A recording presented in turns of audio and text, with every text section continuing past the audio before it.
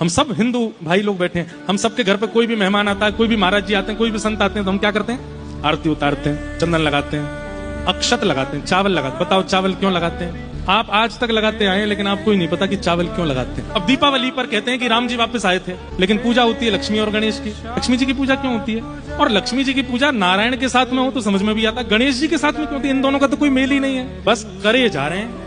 भक्ति है हमारे चित्त में। आप कहोगे महाराज जी जब संशय प्रकट करी थी तो उत्तर भी दे दो सबके। लक्ष्मी जी की पूजा इसलिए होती है क्योंकि उसी दिन लक्ष्मी जी का प्रादुर्भाव हुआ था समुद्र मंथन में। और गणेश जी की पूजा साथ में इसलिए होती है कि भाई लक्ष्मी अगर प्राप्त हो गई और बुद्धि के देवता गणेश जी यदि प्राप्त नहीं हुए तो लक्ष्मी का व्यक्ति दुरुपयोग कर सकता है रावण की तरह। इसलिए गणेश जी की पूजा की जाती है, क्योंकि गणेश जी विघ्न विनायक हैं, बुद्धि प्रदायक हैं। तो लक्ष्मी मिले और साथ में विघ्न विनायक बुद्धि प्रदायक गणेश जी आवे तो लक्ष्मी कहाँ लगानी चाहिए, कैसे उनका व्यवहार करना चाहिए, ये हम सीखेंगे। इसलिए लक्ष्मी जी के साथ गणेश जी की पूजा होती है। अक्षत किसी के माथे पर इसलिए लगाया जाता है, तिलक लगा करके हम उसका स्वागत चिन्ह करते हैं। हमारे शास्त्रों में नियम है कि माथा सूना नहीं रहना चाहिए। सूना माथा देखने से पुण्य नष्ट होते हैं। अब जो रखता है सूना माथा उसका तो क्या ही होता है। इसलिए हमारे यहाँ नियम है, जब भी कोई मेहमान आए तो पहले तिलक लगा देते हैं कि भैया तुम हमारे घर आकर के पुण्य छीण मत कर देना, आपके तिलक देख करके हम सबके पुण्य बचे रहें। अक्षत क्यों लगाते हैं? अक्षत अक्षय का प्रतीक है। अक्षय मतलब जिसका कभी क्षय नहीं होता। आपकी आयु अक्षय हो, आपका ज्ञान अक्षय हो, आपकी बुद्धि अक्षय हो, इसलिए अक्षत लगाते हैं। और भी कई प्रमाणित और शास्त्रीय बातें हैं।